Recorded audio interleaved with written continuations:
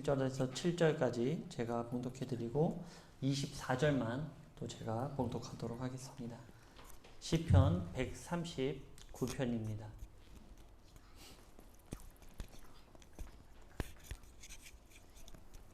네, 다 찾으실 줄 알고 봉독하도록 하겠습니다. 여호와여, 주께서 나를 살펴보셨으므로 나를 아시나이다. 주께서 내가 앉고 일어섬을 아시고 멀리서도 나의 생각을 밝히 하시오며 나의 모든 길과 내가 눕는 것을 살펴보셨으므로 나의 모든 행위를 익히 아시오니 여호와여, 내 혀의 말을 알지 못하시는 것이 하나도 없으시나이다. 주께서 나의 앞뒤를 둘러싸시고 내게 안수하셨나이다. 이 지식이 내게 너무 기이하니 높아서 내가 능히 미치지 못하나이다. 내가 주의 영을 떠나 어디로 가며 주의 앞에서 어디로 피하리이까. 24절입니다. 내게 무슨 악한 행위가 있나 보시고 나를 영원한 길로 인도하소서. 아멘. 네, 제가 어저께 꿈을 꿨는데 너무 생생해서 잠깐 나누려고 합니다. 제가 꿈을 꿨는데 제가 예루살렘에 한 번도 가본 적이 없어요. 예루살렘에 한 번도 가본 적이 없는데 꿈에 제가 예루살렘을 간 거예요. 막 그 유대인들도 많고 막 아시바 학교 다니는 애들도 있고 막 그런데 제가 예배를 드린다 그래서 그 유대인의 성전에 들어갔어요. 성전에 들어가서 아마 저 내면에 깊숙이 내재되어 있는 건 아마 코로나 이거를 인식하고 있었나 봐요. 그래서 거기 안에서도 자리에 2m 간격을 주고 제가 이렇게 앉아 있었습니다. 그래서 이제 예배가 시작됐는데 너무 제가 감사하고 막 어떻게 주체를 못 하겠는 거예요. 그리고 저는 이방인이잖아요. 그들한테는 이방인인데 유대인의 성전에 들어가서 유대인들과 같이 예배를 드리는 그날이 그 꿈에서 실현되는 거예요. 너무나 그 감격. 그러면서 제가 막 그 주체를 못하고 막 그렇게 예배를 드리고 나왔는데 한 분이 저한테 오시더니 저기가 골고다 언덕이다 그러는 거예요. 그래서 제가 딱 봤더니 예수님이 십자가에 이렇게 달려 계시더라고요. 제가 꿈에서 그거를 샤이니가 근데 마침 그때 깨웠어요, 저를. 네, 옆에서 깨워서 제가 좀 더 그걸 느끼고 싶었는데 하여튼 그런 꿈을 꾸면서 너무 감사하다. 내가 한 번도 가보지 못한 예루살렘도 한번 가게 하시고 또 그 가운데 예배 드리게 하시고 그날의 그 기쁨의 예배가 뭐 유대인 이방인 할 것 없이 하나님께 예배 드리는 그날을 바라보는 게 저한테는 큰 소망이 되었습니다. 우리가 그런 소망을 붙잡고 날마다 살아가시길 바랍니다. 네, 오늘은 너를 잘 안다라는 제목으로 말씀을 나누려고 합니다. 제가 최근에 일을 보거나 부모님을 만나기 위해 서울을 가면서 참 느끼는 것이 많아요. 또 이 춘천 가깝지만 또 그곳과는 굉장히 다른 여러 가지 일들이 있더라고요. 춘천도 그렇지만 춘천에 비해 서울은 코로나19로 인해 통제와 절차가 아주 까다롭습니다. 식사를 하러 갔을 때 QR코드로 출입 인증을 하지 못하면 식사를 할 수가 없어요. 이 표기하는 것도 안 되더라고요. 우리가 이제 출입할 때 저희도 이제 명기 작성하잖아요. 이거 안 된대요. QR코드를 뭐 다운을 받던 해갖고 반드시 그 QR코드를 저한테 찍으라고 하더라고요. 그래서 이제 그거를 저도 해서 찍어봤습니다. 그리고 프랜차이즈 카페는 매장 내에서 취식을 할 수가 없어요. 우리가 흔히 알고 있는 뭐 스타벅스라든지 뭐 투썸 플레이스 뭐 이런 데는 들어가서 앉아서 음료를 마실 수 없습니다. 테이크아웃만 돼요. 개인 소상공인이 운영하는 거는 괜찮은데 대규모의 프랜차이즈, 그러니까 거기 안에서 이렇게 컴퓨터 쓰고 공부할 수 있기 때문에 아예 그거를 막아놨더라고요. 그래서 아예 조명을 다 끄고 테이크아웃만 할 수 있게끔 그렇게 만들어놨습니다. 그리고 모든 음식점 역시 밤 9시가 되면 문을 닫아요. 그리고 포장과 배달만 가능합니다. 실제로 가서 봤더니 이렇더라고요. 그리고 저의 모든 동선은 CCTV와 카드 결제 내역 그리고 핸드폰 사용 이력을 통해 노출되어 있으며 그 어딜 가도 개인정보 노출에 자유로운 곳은 한 군데도 없었습니다. 물론 춘천도 그렇죠. 코로나19의 상황을 보면서 안전이라는 것과 생계라는 타이틀 가운데 인간은 얼마나 자신의 자유를 침해당하고 있나를 보게 되었습니다. 집에서 또 밖을 보았는데 1982년에 야간 통행 금지를 보듯이 우리가 야간 통행 금지가 1982년까지 있었잖아요. 제가 그때는 3살 정도 됐어요. 저는 잘 몰라요. 근데 우리 여기 계신 분들 많은 분들은 아시겠죠? 이 야간 통행 금지. 그것을 저는 이제 TV에서 접했기 때문에 그 상황을 대충은 알잖아요. 그것을 보는 듯 했어요. 물론 사람들은 왕래했지만 9시까지만 영업을 하다 보니 그 시간 이후에는 아주 거리가 한산했습니다. 가게 문들은 대부분 닫은 상태였죠. 혹시 빅브라더라는 단어를 들어보신 적 있으십니까? 빅브라더. 많은 경제학자들이나 사회학자들이 빅브라더라는 단어를 많이 쓰고 또 뉴스에서도 요즘에는 흔히 접할 수 있습니다.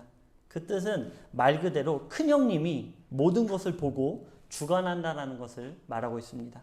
단순히 말해 중앙정부, 그러니까 권력을 가진 누군가가 사람들을 자신의 이익에 맞게 조정한다는 것입니다. 보이지 않는 독재라고 말할 수 있죠. 무신론자이며 동성애 작가인 유발 하라리는 자신의 책 21세기를 위한 21가지의 재언이라는 책을 통해 이렇게 기록하고 있습니다. 잘 들어보세요. 이 사람은 완전 무신론자예요. 철저하게 무신론자면서 동성애자입니다. 이렇게 얘기하고 있어요. 어떤 권위주의 정부가 모든 시민에게 DNA 스캔을 받게 하고 모든 의료 데이터를 엄격하게 사적으로 보호하는 사회보다 유전학과 의학 연구에서 엄청나게 유리할 것이다. 20세기 권위주의 정권의 주요 장애가 21세기에는 결정적인 이점이 될 수 있다.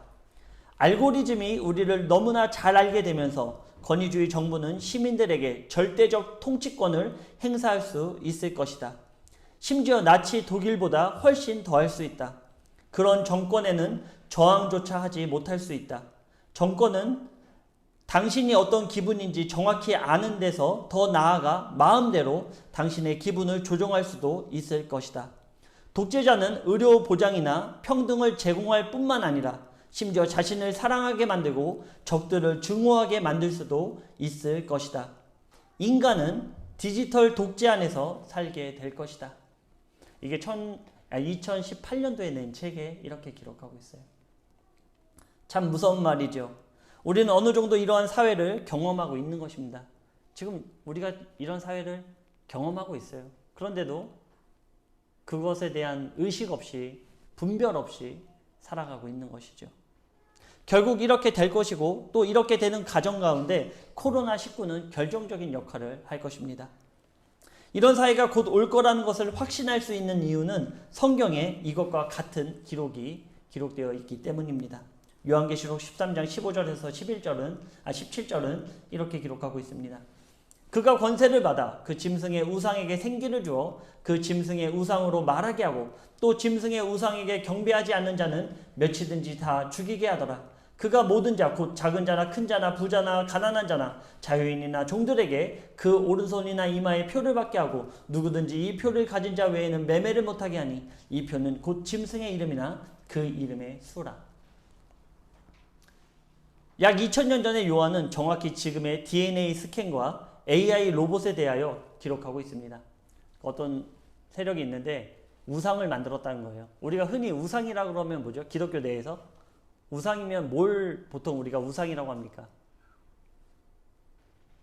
뭐 보통 이제 절이나 이런 데 가면은 뭐 불상 이런 것들을 우리가 우상이라고 그러잖아요. 제가 한번 말씀드린 적이 있는데 그렇게 그냥 나무 목석에 불과하고 고철에 불과한 어떠한 인간의 형상을 갖고 있는 어떤 무언가가 거기다가 생기를 불어 넣어 준다는 거예요. 그랬더니 어떻게 합니까? 말을 한다는 거죠. 그러니까 로봇에게 AI에게 그 칩을 인식해 줬더니 AI가 로봇이 어떻게 합니까? 사람처럼 말을 해요. 그리고 DNA 스캔을 통해 그걸로 매매를 하게 만들어 준다는 거죠. 그게 성경에 기록되어 있어요. 그런 세대를 우리가 지금 보면서도 아니야. 이거랑은 다른 내용이야. 이러고 있을 수 있다는 거죠. 간절히 바라기는 이런 세대에 대해서 분별하시기 바랍니다. 네, 조정당하고 있는 단순한 예로 우리가 무언가를 쇼핑하려고 했다가 그것을 이제 안 할 때가 있어요. 뭘 사려고 했어요. 예를 들어 제가 이걸 사려고 아이폰이라고 딱 이제 그 뭐 네이버나 이런 데다 이렇게 쳤어요. 그래서 보다가 뭐 가격이라든지 이런 여러 가지 상황이 안 맞아서 구매를 포기하는 경우가 종종 있습니다. 그런데 신기하게도요. 제가 다른 페이지, 뉴스 같은 페이지를 열어도 그 광고가 항상 저를 따라다니는 거예요. 예를 들어 이게 아이폰 7이다. 그러면 아이폰 7이 계속 뜨는 거예요. 계속 노출을 시켜서 저의 마음속에 갖고 싶었던 마음이 있잖아요. 그 마음을 계속 자극하는 거예요. 안 보이면은 그러잖아요. 우리가 견물생심이라고 보면은 사고 싶은 거예요. 안 보면은 모르는데 이상하게 보면 사고 싶고 그러기 때문에 이 쇼윈도에 비춰지는 그 화려한 모습들이 사람들이 보면 갖고 싶은 거예요. 그게 바로 인간의 심리인데 그렇게 계속 내가 필요로 하는 것, 내가 갖고 싶어 하는 것을 너무나 잘 알다 보니까 그 알고리즘에 의해서 계속 노출시키는 거죠. 그래서 그거에 대해서 결국에는 어떻게 됩니까? 내가 사는 게 아니고 그 무언가가 그것을 저로 하여금 소비를 하게 만든다는 거죠. 결국 저를 조종하고 있는 거죠. 그런데 온 세상의 권력은 많은 희생을 내면서까지 사람의 일거수일투족을 감시하고 왜 통제하려 할까요? 왜 이들은 많은 이런 희생들, 이런 코로나나 뭐 예를 들어 9.11 테러 뭐 이런 여러 가지 희생들을 통해서 왜 이런 상황을 만들어 갈까요? 그것은 모든 사람을 이용하여 자신들의 권력을 유지하며 모든 권력과 부를 집중시키기 위해서입니다. 결국 인류는 자신들을 위한 물건에 불과한 것이죠. 그런데 이러한 일거수일투족을 보는 모든 것에 원형이 있습니다. 이렇게 사회가 어떠한 권력층이 우리를 감시하듯이 통제하고 이 통제된다는 게 굉장히 무섭더라고요. 거기에 타겟이 모든 화살이 지금 어디로 가고 있습니까? 교회로 향하고 있어요. 교회. 만약에 뭐 10월 달에 또 개천절 때 집회를 한다고 해보세요. 그럼 자영업자도 어떻게 됩니까? 또 문을 다 닫아야 돼요. 그럼 그 분노의 화살이 어디로 갈까요? 언론은 계속 교회를 때릴 거예요. 그 분노의 화살은 사회적인 분노의 화살은 전부 교회를 향하였죠. 결국 교회의 시대가 끝나가는 시대를 우리가 보게 될 것입니다. 이렇게 모여서 성전에 모여서 예배드리는 이 시대가 점점 희박해지고 있다는 것을 우리는 깨달아 알아야 될 것입니다. 이게 굉장히 지금 우리 군노님들과 나눈 이 내용이 굉장히 성경적이고 하나님께서 정말로 이런 마지막 세대 가운데 나누길 원하시는 하나님의 의미라는 것을 반드시 깨달아야 돼요. 이게 그 어떤 말씀보다도 우리에게 중요하고 또 성경적이라는 것을 우리가 잊지 말아야 될 것입니다. 제가 방금 말씀드렸듯이 일거수일투족을 보는 모든 것에 원형이 있는데 그 원형이 바로 무엇이냐면 바로 전지전능하신 하나님이라는 것이에요. 사탄은 천상에서부터 하나님을 따라하는 것을 무지 좋아했습니다. 하나님의 모든 것을 벤치마킹해요. 그대로 따라하는 거죠. 왜냐하면 그렇게 따라하면 우리가 한 가지 예로 아이폰을 그대로 따라하는 회사가 하나 있어요. 중국에. 어딜까요? 샤오미라는 그룹이에요. 샤오미가 CEO가 나와서 그 브리핑하는 모든 거, 프리젠테이션 하는 모든 것을 스티븐 잡스를 그대로 따라했습니다. 그랬더니 샤오미가 어떻게 됐습니까? 빵 떴어요. 그러니까는 어느 정도 따라하면 매출이 뒷받침을 받을 수 있다는 거죠. 그러니까 사탄도요. 하나님의 원형이 너무나 좋으니까 자신들의 악한 의도로 그것을 사용해요. 그것을 끌어다가 그대로 카피를 한다는 거죠. 그래서 자신의 자리를 하나님의 자리까지 높이려 했습니다. 결국 모든 사람들에게 하나님을 찬양하지 말고 바로 자신을 찬양해라. 이것을 바로 사탄이 원하는 것이죠. 이러한 가짜가 결국 지금의 통제사회를 만들어 가는 것입니다. 그런데 사탄이 하는 일은 하나님이 하시는 일과 같아 보이지만 전혀 의미와 결과가 다르다는 것입니다. 오늘의 제목이 무엇입니까? 너를 잘 안다라는 거예요. 누가 우리를 잘 압니까? 하나님 우리를 잘 안다는 거예요. 지금 나의 상태, 지금 나의 기분, 그 모든 걸 하나님께서 너무나 잘 알고 있다라는 거예요. 가끔 이렇게 얘기할 수도 있어요. 아니 이 많은 사람 중에, 이 많은 인류 중에 하나님 바쁘신데 나까지 보시겠냐, 이런 말씀 하실 수도 있어요. 그런데요, 하나님은 나 홀로 외로이 놓여있는 그 모든 상황 가운데서 기필코 우리를 혼자 내버려 두지 않으시는 분이 바로 우리 하나님이라는 사실입니다. 시편 139편 1절에 이렇게 기록하고 있죠. 여호와여 주께서 나를 살펴보셨으므로 나를 아시나이다. 여기서 살펴보셨다라는 히브리어 원어로는 하카르타니라는 말을 쓰고 있는데요. 이것은 물과 돌 속에서 금을 찾아내는 것을 말하고 있습니다. 보통 우리가 사금 채취할 때 그 사람들이 그 아주 깊이 있는 눈으로 그 돌을 채취해서 그 금이 박혀 있는 것을 찾아내잖아요. 그것처럼 하나님께서 우리를 살펴보신다는 거예요. 우리의 모든 생사화복을 그렇게 자세하게, 아주 자세하게 5장 6보까지 모든 것을 자세하게 우리를 보고 있기 때문에 우리를 잘 알 수 있다. 하나님 자신 있게 말씀하시는 것입니다. 그것은 어떠한 대상도 마찬가지입니다. 혹시 나를 보실까? 보고 계십니다. 모든 탄생, 오늘의 139편의 모든 말씀은 태에서부터 나를 알았다는 거예요. 나를 짓기 전에 벌써 나에 대한 모든 기록을 하루가 되기 전에 다 하나님께서 기록하셨다는 거예요. 이런 일들이 어떻게 가능합니까? 바로 하나님은 우리 인간처럼 크로노스의 시간을 살아가지 않기 때문이에요. 우리는 범죄함으로 말미암아 시간이 우리에게 들어왔잖아요. 그렇기 때문에 우리가 젊음이 있고 또 늙음이 있듯이 시간의 흐름에 맞게 삶과 죽음이 정해지는데 하나님은 그렇지 않다. 하나님의 시간은 카이로스의 시간으로 지금의 모든 환경은 이미 하나님 시간 가운데 이루어졌다는 것이죠. 그러니까 요한이 계시록을 썼거나 이거는 인간의 입장에서는 예언이 될 수 있어요. 근데 하나님 입장에서는 예언이 아닙니다. 이미 하나님의 시간 가운데서 다 이루어진 것을 요한을 보여준 거예요. 그러니까 사탄이 왜 바보처럼 하나님께 질 걸 뻔히 알면서 전쟁을 일으킬까? 왜 마지막에 하나님께 반항을 할까? 우리는 그렇게 생각하잖아요. 근데 하나님의 시간에선 이미 반항하고 이미 그 결과가 난 그것을 인간들에게 이해할 수 없죠. 인간의 생각으로는 이해할 수 없어요. 시간의 관념에 매여 있는 우리들은 그것을 이해할 수 없습니다. 그것이 바로 오늘 시편 기자가 얘기하는 거예요. 하나님의 그 계획하심, 그 오묘하심을 어찌 우리가 알겠습니까? 하나님의 그 오묘하심, 그 창조하심, 그것들을 우리 이 미물인 인간이 어떻게 알 수 있겠습니까?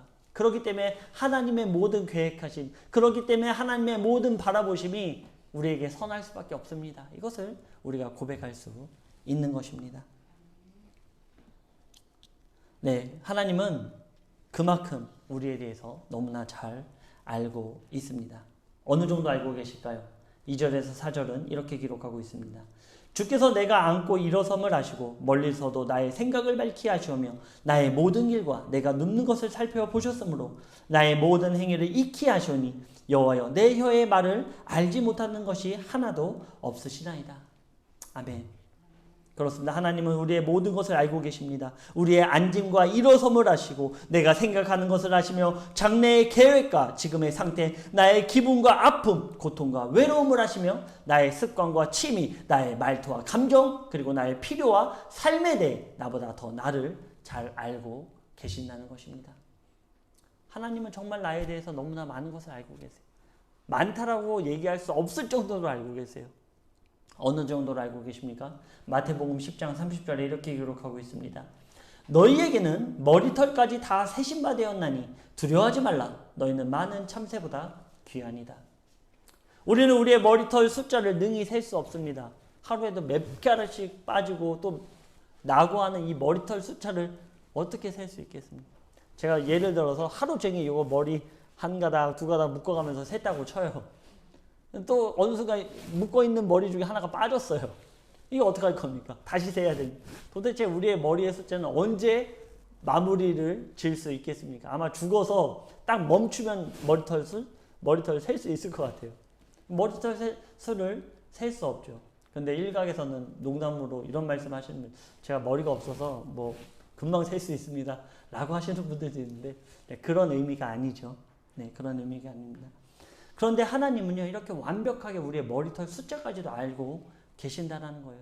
그러니까 나보다 더 나를 잘 알고 있다. 나의 아픔을 알고 있고, 나의 피로를 알고 있고, 나의 간구를 알고 있고, 나의 가정의 간구, 나의 나라의 간구, 모든 인류의 간구를 하나님께서는 반드시 알고 있다는 것입니다. 그러니 우리의 일거수일투족뿐 아니라 우리의 모든 것을 알고 계신다는 것입니다. 내가 어디서 무엇을 하고 누구를 만나고 몇 시에 자서 몇 시에 일어나고 지금 예배 가운데 무슨 생각을 하고 있고 어떤 어려움에 봉착해 있으면 무엇 때문에 스트레스를 받는지와 또 몸의 상태 어디가 아프고 무슨 병이 있는지 나의 감정이 현재 우울한지 기쁜지를 알고 계신다는 것입니다. 어떻게 보면 지금의 통제사회보다 훨씬 많은 것을 알고 계십니다. 그런데 결정적으로 사탄이 주관하는 지금의 사회와는 의미와 결과가 완전히 다릅니다. 지금 사회는 통제하려는 자들을 위한 것이라면 하나님의 모든 것을 아심은 우리에게 평강과 은혜를 주기 위함이라는 사실입니다. 바로 우리를 위해 우리를 안다라는 거예요. 우리를 도우시기 위해, 우리를 붙잡아 주시기 위해, 우리를 영원한 길로 인도해 주시기 위해 우리를 알고 있다라는 것입니다. 서론에서도 말씀드렸지만 사탄은 모든 시스템을 통해 우리를 통제하여 자유를 억압하지만 하나님은 이런 속박에서 우리를 자유케 하시기 위해 주무시지도 않고 졸지도 않으시며 24시간 365일 우리와 함께 동행해 주신다는 사실입니다. 이거를 믿으시기 바랍니다. 하나님은 지금 이 시간에도 우리의 예배의 상태, 우리의 생각, 우리의 마음, 우리의 기분 모든 것을 알고 계세요. 그렇기 때문에 하나님 앞에 서면 우리가 숨길 것이 없는 거예요. 그 숨길 수 있다라고 생각하는 오산이 인간의 첫 아담의 실수였죠. 아담아 어디 있느냐? 어디 있는지 몰라서 불렀을까요? 어디 있는지 알아요.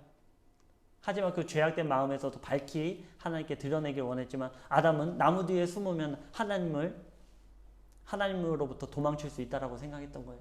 그런데 오늘 시편 기자는 다윗은 이것을 그러니까 이 다윗이 얼마나 하나님께서 사랑했겠습니까?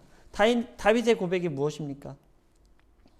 내가 하늘에 올라갈지라도 거기 계시며 8절입니다. 수월에 내 자리를 펼지라도 거기 계시니이다. 내가 새벽 날개를 치며 바다 끝에 가서 거주할지라도 거기서도 주의 손이 나를 인도하시며 주의 오른손이 나를 붙드시리이다. 아멘. 그럼 우리는 하나님을 피해 살아갈 수가 없어요. 왜냐? 하나님은 나의 모든 상황 가운데 지금 동행해 주시기 때문입니다. 네, 지금의 사회는 통제하려는 자들을 위한 것이라면 하나님의 모든 것은 바로 우리를 바로 알고 또 우리에게 도움을 주시기 위함이라는 사실입니다. 서론에서도 말씀드리지만 언제나 하나님은 우리의 모든 것 가운데 동행해 주신다는 사실이에요. 하나님은 우리가 고통의 수월 가운데서도 함께 하시고 기쁨의 천상 가운데서도 함께 하십니다. 하나님은 우리를 고아와 같이 홀로 내버려 두지 않고 반드시 동행해 주신다라고 약속해 주셨습니다. 하나님의 약속은 변치 않아요. 절대로 변하지 않습니다. 우리가 고통 가운데 있어도 그 고통을 아시는 분이 계신다는 것입니다. 그리고 우리의 모든 필요 역시 하나님은 알고 계십니다. 하나님의 나의 필요를 아시기에 무엇을 먹을까 무엇을 입을까 고민하지 말라고 한 거예요. 내가 너희들을 안다. 그것으로 시간 낭비하지 말라는 거예요. 우리의 육신 가운데 살아감에 있어서 너희들의 육신의 필요를 내가 설마 채우지 않겠느냐. 공중에 나는 새도 먹이는데 내가 사랑하는 나의 자녀인 너희들의 모든 필요를 내가 채우지 않겠느냐. 이것이 하나님의 뜻이에요. 그러니까 저번 주에도 말씀드렸지만 물질적인 개념, 이 삶에서의 육적으로 구하는 모든 개념을 우리가 내려놓고 살아야 된다는 거예요. 결과적으로는 그걸 내려놓는 게 우리의 훈련입니다. 오늘 내가 무엇을 먹을까 무엇을 입을까, 오늘 내가 무엇을 입을까 걱정한다는 게 뭐예요? 오늘 내가 보이는 게 아무것도 없다라는 거예요. 나의 수중에 지금 금전적으로 여유가 없다라는 거예요. 그런데 하나님께서 뭐라고 하십니까? 무엇을 먹을까 무엇을 입을까 걱정하지 말라는 거예요. 내가 너희들의 오늘의 필요, 오늘의 먹을 것, 오늘의 입을 것을 내가 알고 있다는 거예요. 그렇기 때문에 하나님은 그의 나라와 의를 구하라고 하는 것입니다. 네, 제가 굉장히 가슴 아픈 그 예 중에 하나가 모든 것을 여기서 이제 통념해 볼 수 있을 거예요. 젊은 청년 시절에는 배우자를 만나는 게 어떻게 보면 가장 큰 일이죠. 그렇기 때문에 그 배우자에 대한 기도를 누구 말로는 10가지를 써라, 100가지를 써라, 구체적으로 써라. 그러는데 저는 이건 옳지 않아요. 성경 어디를 봐도 배우자를 위해서 그렇게 디테일하게 기도한 인물은 단 한 명도 등장하지 않습니다. 오히려 배우자를 구하는 부분에서는 그 이삭과 리브가의 이야기가 나오는데 전적으로 하나님께 맡기죠. 그의 외모가 어떤지, 그의 재산이 어떤지, 그의 스펙이 어떤지 전혀 바라보지 않아요. 하나님이 정해주신 자를 내가 기쁨으로 맞아 드리겠습니다. 이것이 바로 하나님의 뜻이에요. 근데 도대체 어디서부터 잘못됐는지 모르겠는데 자꾸 배우자를 구할 때는 디테일하게, 결국 그 디테일한 게 무엇입니까? 다 자기를 위한 거예요. 다 자기를 위한 거. 자기의 욕구에 맞는, 믿음을 원하죠. 믿음은 전혀 보지 않는 것 같아요. 안타까운 현실입니다. 이런 기도를 하나님께서 원하시죠. 이게 단편적인 예예요. 나의 필요를 위해 거치장만 갖고 와서 포장만 아름답게 해갖고 마치 이걸 하나님을 위하는 기도인 양 써먹는 것. 이게 바로 인간의 죄악이라는 사실입니다. 하나님은 이렇듯 우리의 모든 것을 아시며 그 필요를 채워주십니다. 그런데 우리가 간과하고 있는 것이 하나 또 있습니다. 하나님 우리의 모든 아픔, 필요 다 아세요. 근데 우리가 그 가운데 간과하고 있는 게 딱 하나가 있어요. 그것이 무엇입니까? 하나님은 우리의 필요와 아픔도 알고 계시지만 하나님 앞에서의 악한 마음과 행위 역시 돌보시고 있다는 사실이에요. 우리의 마음속에 악한 마음, 악한 행위에 대해서 하나님은 알고 있다는 것이죠.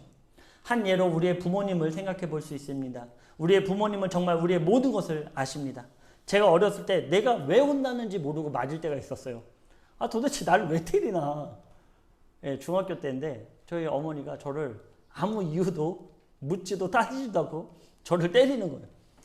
그래서 내가 지금 왜 먹고 있는지도 모르고 그런 상황이 있었습니다. 그런데 맞고 나서 보니 제가 어머니한테 거짓말한 게 생각이 났습니다.